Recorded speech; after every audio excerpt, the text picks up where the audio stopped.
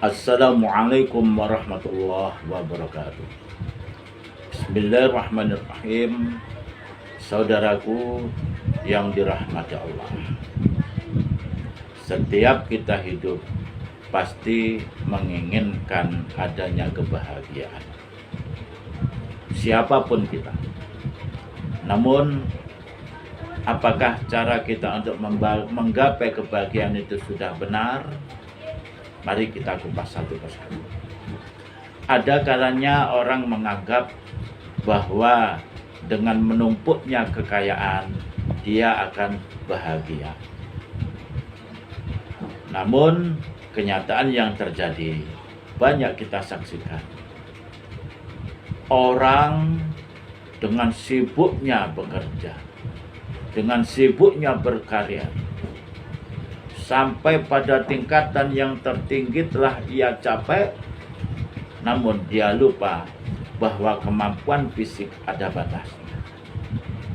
Dia lupakan itu semua demi mengejar karir, demi mengejar kekayaan.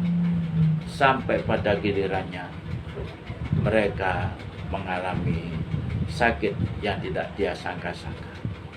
Begitu dia sakit, semisal stroke, maka dia tidak mampu lagi untuk merasakan kenikmatan, kebahagiaan dengan harta yang menumpuk pada dirinya.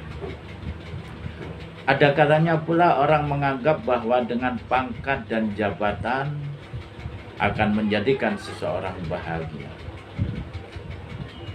Dia rintis pangkat, karir, dan jabatan dengan sedemikian rupa,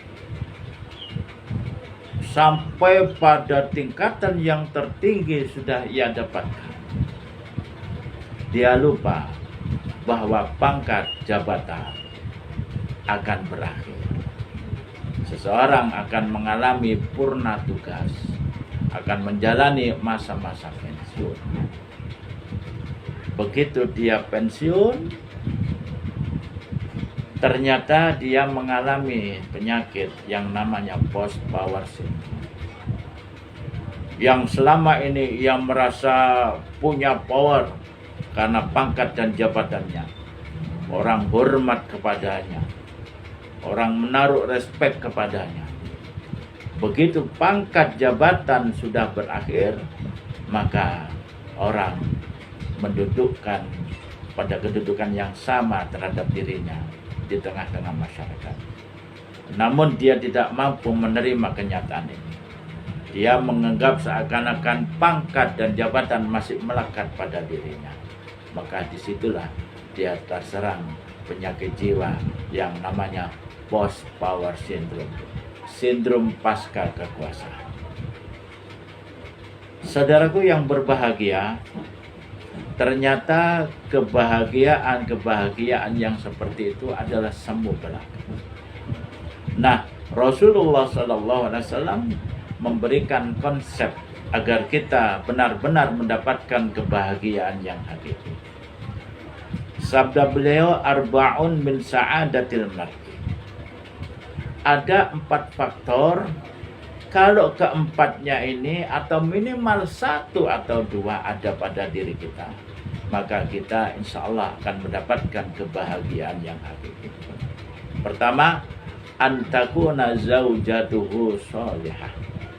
Apabila seseorang mendapatkan pasangan hidup yang sholihah, mendapatkan pasangan hidup yang soleh,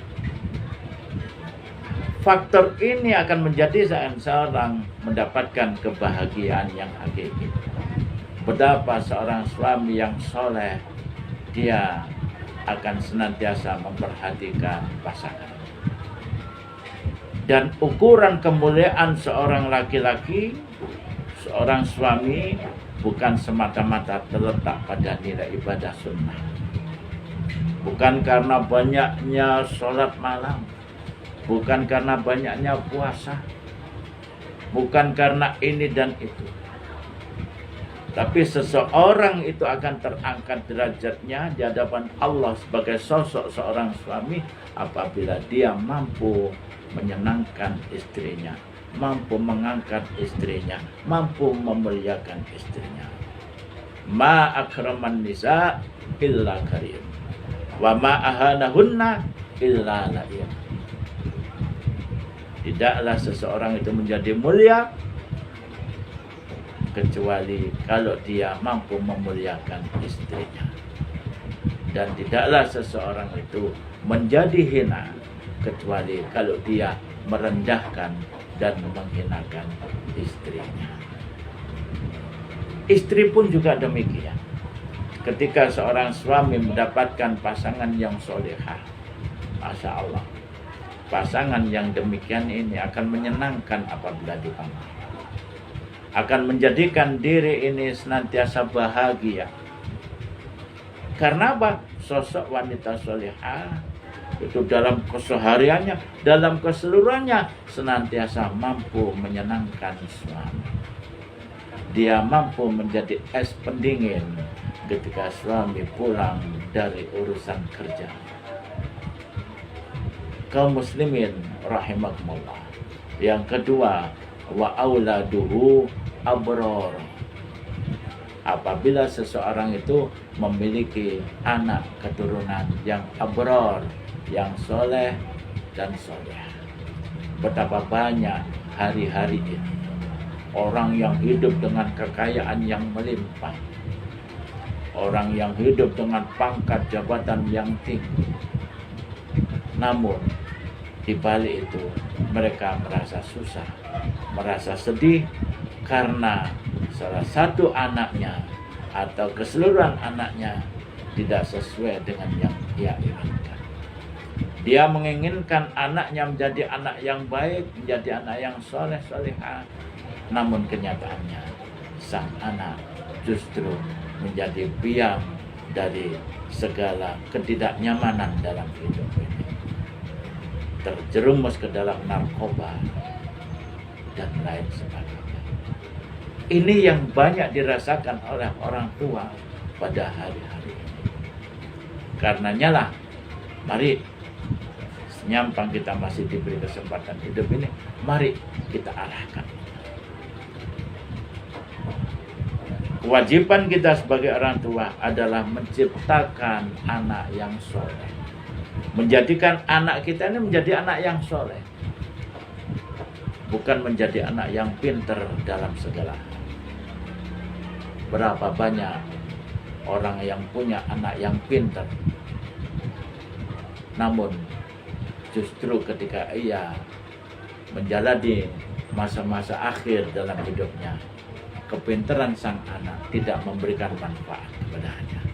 Mudah-mudahan Allah Subhanahu wa Ta'ala senantiasa merahmati kita, mengampuni dosa dan kesalahan kita semua. Amin ya rabbal alamin. Assalamualaikum warahmatullahi wabarakatuh.